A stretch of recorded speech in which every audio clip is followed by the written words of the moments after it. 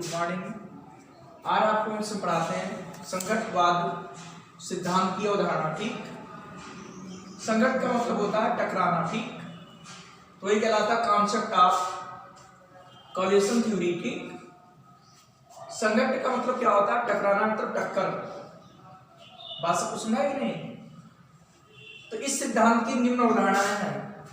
इस सिद्धांत की निम्न अवधारणा, पहली अवधारणा क्या है कि रासायनिक क्रिया होने के लिए अभिकारक अणुओं के परस्पर टकराना आवश्यक है।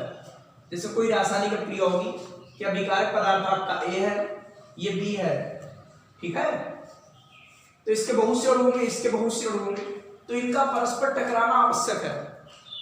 जब तक परस्पर टकराएंगे नहीं तब तक क्रिया होगी नहीं। ठीक, बात से सुना है कि नहीं कि रासायनिक क्रिया होने के लिए अभिकारक के दो अणुओं का परस्पर टकराना आवश्यक है।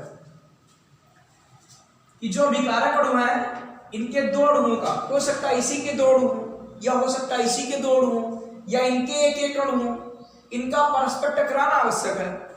जब तक ये परस्पर टकराएंगे नहीं अक्रिया नहीं होगी। ठीक, पहला पॉइंट समझ आया होगा आपको। दूसरा पॉइंट क्या है कि अभिकारक अणुओं के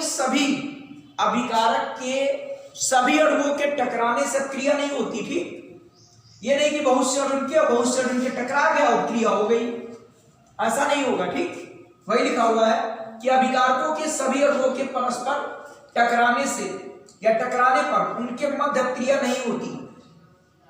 ठीक है, कि इसके बहुत से अणु इसके बहुत से अणु आपस में टकराए और मालूम पड़ा कि इस क्रिया हो रहा है। ठीक, तो ऐसा नहीं है, सभी अणुओं से नहीं, कुछ अणुओं से।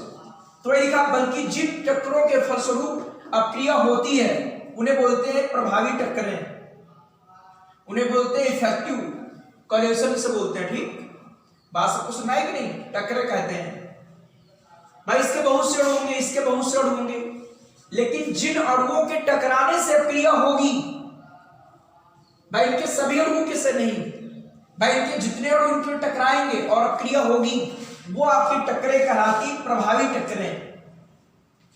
और प्रभावी टक्करों की जो संख्या होती है वो कुल टक्करों की संख्या के सापेक्ष बहुत कम होती है। ठीक, और इन टक्करों से प्राप्त आपके अणु एक्टिव अणु कहलाते हैं, सक्रिय अणु, सक्रिय अणु कहलाते हैं। ठीक, मतलब अणु एक्टिव हो जाते हैं। तो एक बार तीनों पॉइंट फिर समझ लीजिए, फिर इसके आगे दो पॉइंट और बताते हैं, बस 5 पॉइंट आपके हैं। पहला पॉइंट क्या है कि रासायनिक क्रिया होने के लिए अभिकारक के दो अणुओं का परस्पर टकराना आवश्यक है। मतलब कोई रासायनिक क्रिया जब तक नहीं होगी जब तक अभिकारक अणु एक दूसरे टकराएंगे नहीं। ठीक, अगला पॉइंट है कि अभिकारक के सभी अणुओं के परस्पर टकराने से या टकराने पर उनके मध्य क्रिया नहीं होती। ठीक, सभी अणुओं के टकराने से नहीं होती है, बल्कि जिन टक्करों के फलस्वरूप अक्रिया होती है, कि जिन टक्करों के फलस्वरूप यहां कोई उत्पाद बन जाए, अक्रिया हो जाए, उन्हें बोलते हैं प्रभावी टक्कर, प्रभावी टक्करें। और जो प्रभावी टक्करें हैं इनकी संख्या कुल टक्करों की संख्या के सापेक्ष बहुत ही कम होती है। और इन टक्करों के फलस्वरूप जो हमारे अणु होते हैं वो सक्रिय हो जाते हैं। ठीक, एक्टिव अणु हो जाएंगे। बात सबको सुना है कि नहीं? तो आपको ये तीनों पॉइंट क्लियर हो गए होंगे इस सिद्धांत के। ठीक,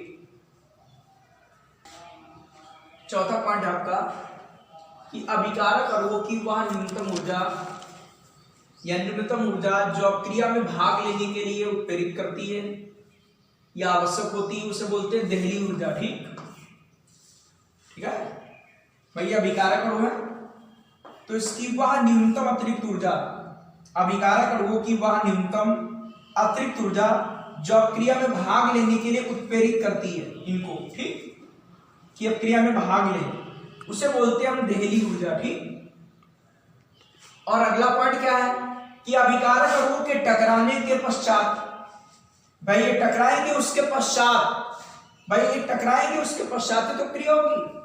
वही अगला पॉइंट है कि अभिकारक अणुओं के संघट से प्राप्त या टकराने से प्राप्त ऊर्जा की वह अतिरिक्त मात्रा जो क्रिया होने के लिए आवश्यक होती थी,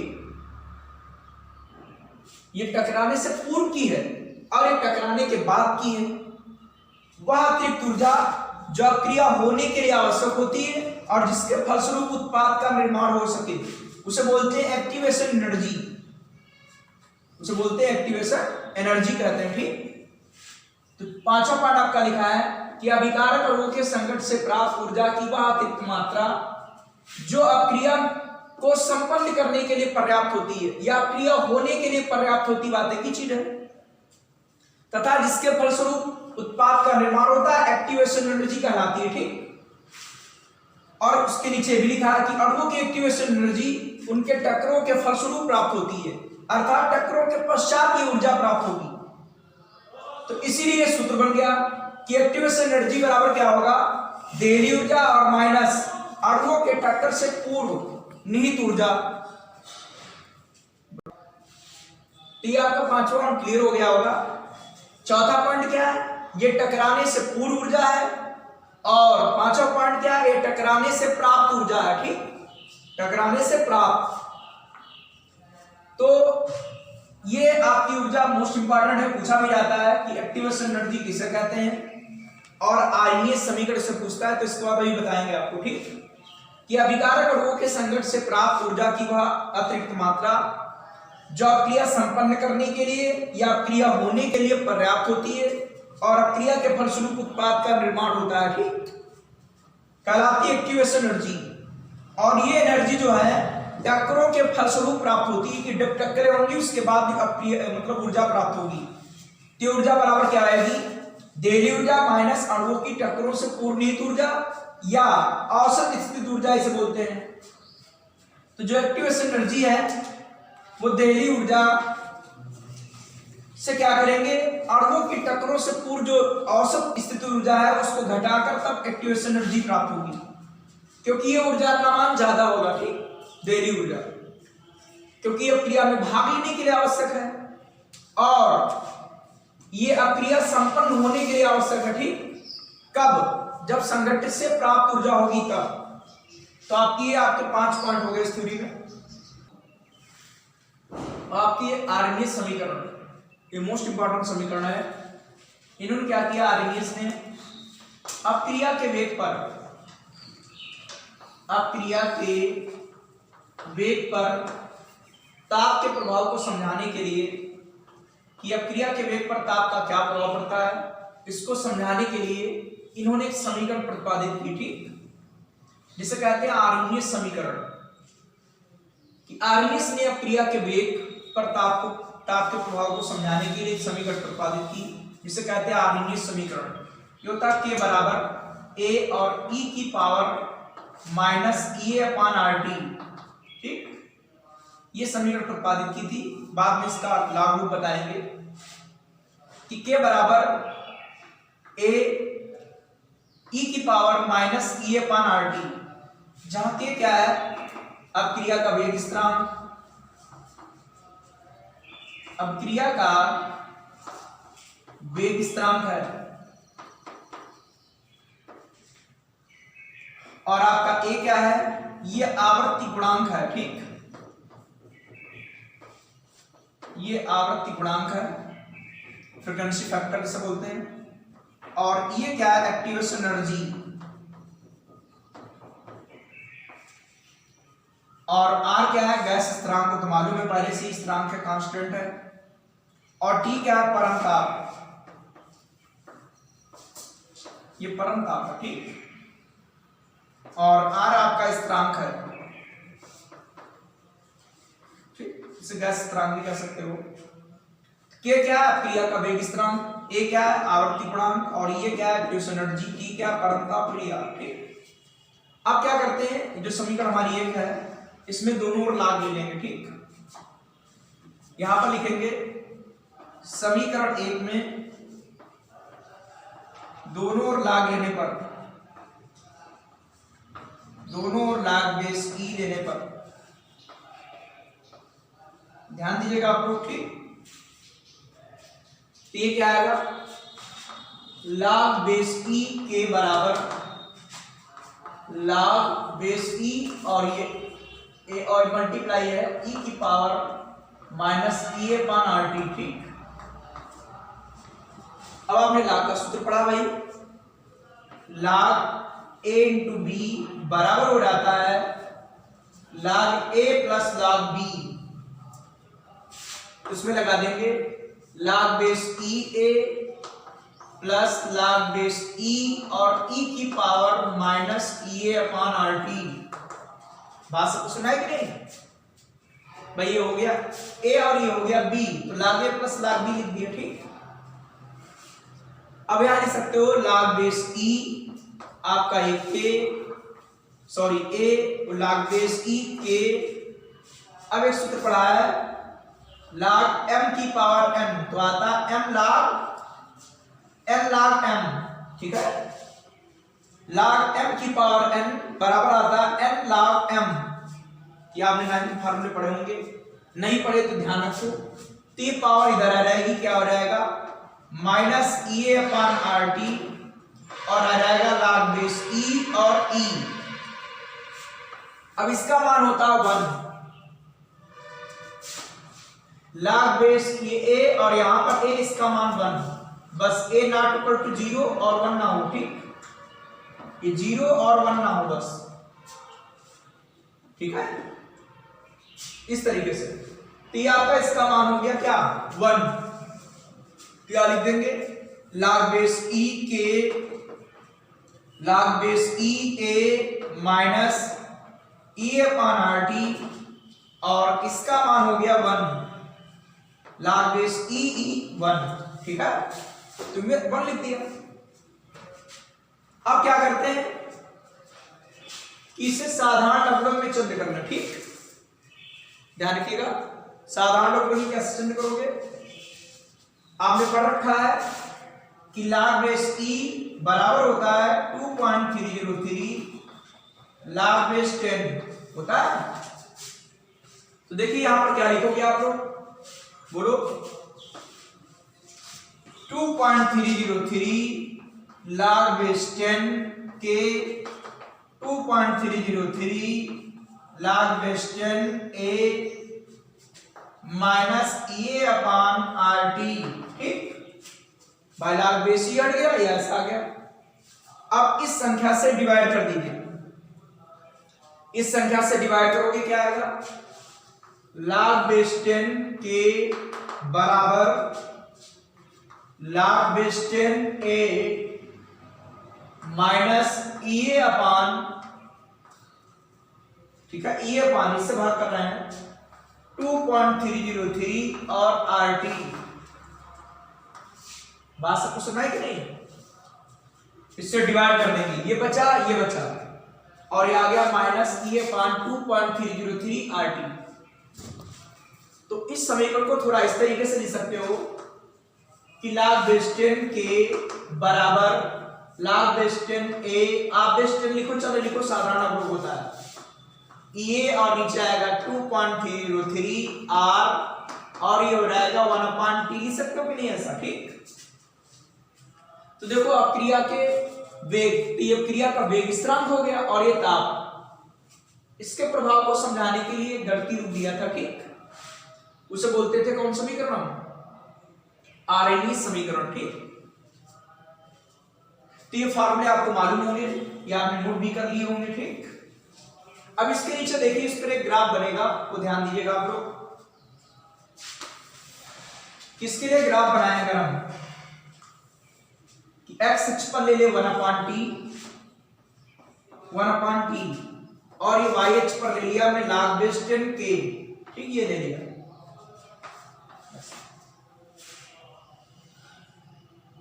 तो जैसे आप लोग प्रवणता समीकरण बताई थी कि y बराबर mx प्लस c, बताया था कि नहीं? तो जैसे इस तरीके से लिखे तो क्या आएगा बताओ? देखो ये x हो गया, ये y हो गया, तो इसका गुणांक क्या होती? प्रवणता। तो इसका गुणांक ये क्या है? ये प्रवणता। और c क्या थी? y अक्ष पर कठिनता खंड की माप। तो ये क्या आएगा? y अक्ष पर कठिनता खंड की माप। और इसके ग्राफ क्या आएगा? इसका ग्राफ घटने वाला होगा। ठीक, क्यों? क्योंकि 1/T का मान बढ़ेगा तो ये घटेगा। 1/T का मान है, T नहीं है। 1/T का मान जब बढ़ेगा तो ये घटेगा। भाई जैसे जैसे इसका मान बढ़ता रहा वैसे वैसे देखो, ये पहले यहां था, अब यहां आ गया, ये यहां पहुंचा तो यहां आ गया, ये यहां पहुंचा तो यहां आ गया, ये यहां पहुंचा तो इधर आ गया। ठीक, ऐसे मिलेगा तो घटने वाला ग्राफ होगा। ठीक, इधर डॉट डॉट कर सकते हो, ये घटने वाला, जिसकी ढाल या प्रवणता क्या होगी माइनस ई अपान क्या आएगी 2.303 आर होगी, और अंताखंड की जो माप आएगी, ये अंताखंड की माप होगी लाग बेस्टेड और ए, ये अंताखंड की लंबाई होगी। ठीक, कभी कभी न्यूमेरिकल में ढाल दी होगी और कहेगा एक्टिवेशन एनर्जी निकालिए, आप इस सूत्र की सहायता से निकाल सकते हो। ठीक, एक बार फिर समझ लीजिए कि यहां पर लैंग्वेज क्या लिखोगे कि आर्हिनीस ने अक्रिया के वेग पर ताप के प्रभाव को समझाने के लिए एक समीकरण प्रतिपादित की जिसे बोलते हैं आर्हिनीस समीकरण। आप यहां लिख लेंगे कि नहीं, यहां क्या लिखोगे कि आर्हिनीस ने अक्रिया के वेग पर ताप के प्रभाव को समझाने के लिए एक समीकरण प्रतिपादित की जिसे आर्हिनीस समीकरण कहते हैं। ठीक है, और ये समीकरण लिख देना, जहां लिख देना सब क्या क्या है, यहां लिख देंगे सब क्या क्या दिया है। फिर समीकरण एक में दोनों ओर लाग लेंगे, दोनों ओर लाग लेने पर ऐसा आएगा, ये ए ये बी है, लाग ए प्लस लाग बी कर दिया, ये पावर गुणे में आगे जानते हो यहां पर आ जाती है, इसका मान 1 हो जाता है, लाग बेस ही हटाओगे 2.303 लाग बेस 10 क्या आ जाएगा 2.303 से आप डिवाइड कर देंगे, आपका ऐसा आ जाएगा, आपका लाग बेस 10 के बराबर लाग बेस 10 ए, आपका ऐसा हो गया। ठीक, 1/t और इसके मध्य ग्राफ खींचेंगे तो घटने आ जाएगा, क्योंकि इसका मान बढ़ेगा तो घटेगा, चूंकि माइनस है तो इसका ग्राफ ही होता है। अब प्रवणता समीकरण बताई थी कि y बराबर mx प्लस c, तो y हो गया, mx c हो गया और c ये है, m क्या है प्रवणता हुई ढाल, ये ढाल हो गई थी। इसके नीचे लिखेंगे अतः 1/t x अक्ष तथा लाग बेस 10 y अक्ष पर ले लिया। ठीक, कि मध्य वक्र खींचने पर y अक्ष पर कटेंता खंड का जो माप है क्या है लाग बेस 10 a के बराबर होता है। ठीक, जो अंतःखंड की माप है, और इस माप की सहायता से a का मान ज्ञात कर सकते हो। ठीक, बात सबको सुना है कि नहीं, कि x अक्ष पर 1/t, y अक्ष पर लाग बेस 10 के ले लिया और इसके मध्य वक्र खींचा तो y अक्ष पर अंतःखंड की माप ये आएगी, और जैसे इसकी माप मान लो 4 हो गई, अब क्या करेंगे इसके हम एंटी लाग लेने पर हमारा a का मान आ जाएगा, इससे a का मान ज्ञात हो जाता है, और ढाल या स्लोप ये प्राप्त होता है, और इसकी सहायता से हम एक्टिवेशन एनर्जी की गणना कर सकते हो। एक्टिवेशन एनर्जी की गणना इससे हो जाएगी, सक्रिय ऊर्जा की का मान जो है इससे ज्ञात कर लेंगे। ठीक, तो ध्यान रखना आप लोग क्या क्या लिखना आर्हिनीस समीकरण के में, कि आर्हिनीस के अनुसार या आर्हिनीस ने अक्रिया के वेग पर ताप के प्रभाव को समझाने के लिए एक समीकरण प्रतिपादित की जिसे आर्हिनीस समीकरण कहते हैं, जो निम्न है। ठीक, ये समीकरण हो गई आर्हिनीस समीकरण, इसे ही आर्हिनीस समीकरण कहते हैं। ठीक, नीचे लिख सकते हो कि इसे ही आर्हिनीस समीकरण कहते हैं, समीकरण एक को आर्हिनीस समीकरण कहते हैं, जहां ये सब लिख देना। ठीक, क्या क्या है ध्यान रखना। ठीक, ये समीकरण, और बाद में इसका लाग ले लिया तो लाग रूप आ गया। ठीक, इस तरीके से, और फिर हमने एक ग्राफ बना लिया, तो इसके नीचे आप क्या लिखेंगे, इसी के नीचे आपको क्या लिखना है, देखिए इसके नीचे लिखेंगे जिससे a का मान ज्ञात हो जाता है, और वक्र का स्लोप या ढाल माइनस ई अपान 2.303 RT, सॉरी R। ठीक है, और वक्र का ढाल माइनस ये। ठीक, प्राप्त होता है, जिससे एक्टिवेशन एनर्जी का मान ज्ञात किया जा सकता है, का मान ज्ञात किया जा सकता है, किया जा सकता है। ठीक, बात सबको सुना है कि नहीं, तो इसके स्लोप से या ढाल से हम एक्टिवेशन एनर्जी ज्ञात कर सकते हैं। ठीक, अब क्या करते हैं, इसके बाद देखेंगे कि ताप बढ़ाने पर अक्रिया का वेग स्थिरांक कैसे परिवर्तित होगा, ये चीज आप लोग इसके नीचे पढ़ेंगे, ठीक। अब देखिए उसके नीचे क्या लिखेंगे कि यदि, ध्यान दीजिएगा कि जो अब रिलेशन आएगा उस पर आपका न्यूमेरिकल भी होगा, ठीक। यदि अक्रिया के परम ताप, यदि अक्रिया के परम ताप T1 पर अभिक्रिया का वेग स्थिरांक, अभिक्रिया का वेग स्थिरांक K1 है, ठीक। और भाई जैसा उन्होंने बताया था ऊपर आर्यनिस ने कि अभिक्रिया के वेग पर ताप के प्रभाव को समझाने के लिए, ठीक। तो यहां पर ताप क्या है T1, तो अभिक्रिया का वेग स्थिरांक K1 है, और T2 पर वेग स्थिरांक K2 हो जाता है, K2 है, ठीक। तब क्या आएगा भाई, अभी आपने सूत्र बनाया था log base 10 क्या आएगा K1 बराबर वो लिखा है log base 10 और A, ये तो कांस्टेंट है, इसका मान ताप पर निर्भर नहीं करता है, इसलिए बोलते हैं इसे आवर्ती गुणांक। ये भी कांस्टेंट है, इसका मान ताप पर निर्भर नहीं करता है, इसीलिए A रहेगा, ठीक। कि log base 10 K1 और log base 10 A, और क्या आएगा माइनस ये एक्टिवेशन एनर्जी भी निर्भर नहीं करेगी, 2.303 R कांस्टेंट है, और आपका ताप क्या है T1। ये समीकरण आपकी बन गई सेकंड, क्योंकि फर्स्ट ऊपर लिख चुके हो। अब क्या आएगा log base 10 K2 बराबर log base 10 A, और ये आएगा ये नीचे 2.303 R T2, ये समीकरण सेकंड हो गई, ठीक। इतना सबको सुनाया कि नहीं। K1 T1 K2 T2, अब क्या करेंगे समीकरण सेकंड और माइनस फर्स्ट, ठीक है, घटा दीजिए, क्या रहेगा log base 10 K2 minus log base 10 K1 बराबर, ये आपका कैंसिल आउट, भाई इससे घटाओगे माइनस हो जाएगा, कट जाएगा, ये वाला पहले लिखेंगे, ठीक है। ध्यान दीजिएगा भाई, समीकरण सेकंड माइनस फर्स्ट, इससे घटा रहे हो तो इससे जब ये घटाओगे तो प्लस हो जाएगा कि नहीं, भाई इस वाले से घटा रहे हो K2 माइनस K1 हो गया, और इससे ये घटाओगे तो आपका माइनस माइनस क्या हो जाएगा प्लस, तो इसको प्लस वाले को पहले लिख दो कि A/2.303 R T1, और यह रहेगा माइनस A/2.303 R T2। बात को सुना रही है भाई, इस वाले से घटाएंगे तो प्लस हो गया, प्लस पहले लिख दिया।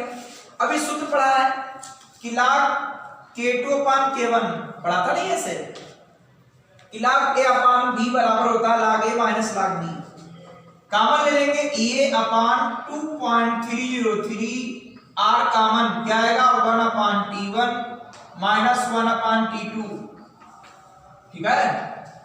ये फार्मूला आप याद करना चाहो तो याद हो सकता है, ठीक। या और थोड़ा सरल कर लो, log base 10 K2/K1 बराबर A/2.303 R, और T1 T2 एलसीएम ले लीजिएगा तो यहां रहेगा T2 minus T1, T2 minus T1। आप चाहो तो ये फार्मूला याद कर सकते हो, ठीक। इस पर आपको न्यूमेरिकल मिलेंगे, और इससे यदि आपको एक्टिवेशन एनर्जी निकालनी हो तो कैसे निकालेंगे, देखिए एक्टिवेशन एनर्जी यदि याद करनी हो, ध्यान दीजिएगा आपको कि एक्टिवेशन एनर्जी कैसे निकलेगी, ये ऊपर चला जाएगा आपका 2.303 R, और क्या आएगा T1 T2, भाई ऊपर चला जाएगा इधर तो की लेंगे, और अपान में क्या आएगा T2 माइनस T1, और ये इधर पहले से था कि log base 10 और K2/K1, ये आसानी से याद नहीं रहता, ठीक। ये आपको याद नहीं रहता है, इस तरीके का सूत्र याद रहेगा या इससे याद रहेगा, और आपका इस पर न्यूमेरिकल होगा, एक्टिवेशन एनर्जी से निकल सकती है, ठीक। कि आपका T1 है T2 है ये दिया है, K2 K1 दिया है, R का मान है, इससे एक्टिवेशन एनर्जी निकाल सकते हो, ठीक। जिसमें भी इसका मान हो कैलोरी प्रति मोल, जूल प्रति मोल, क्योंकि ऊर्जा का मात्रक आप जानते हो जूल है, कैलोरी है, लेकिन एक मोल यहां पर प्रति मोल और लगा देते हैं। ठीक, तो और आपके दो टॉपिक हो गए। ठीक, एक आपका संघटनवाद का सिद्धांत और दूसरी एक्टिवेशन एनर्जी, सक्रिय ऊर्जा। ठीक, और तीसरा टॉपिक आपका समझ लो आरएनए समीकरण, क्योंकि एक्टिवेशन एनर्जी भी एक टॉपिक है और इंपॉर्टेंट भी है। कैसे याद करते हैं, एक सूत्र आपका ये बना था और एक ढाल की सहायता से एक्टिवेशन एनर्जी निकाल सकते हो। और कल से आपके इसके न्यूमेरिकल स्टार्ट हो जाएंगे, आपकी पूरी थ्योरी इसमें खत्म हो गई है। ठीक।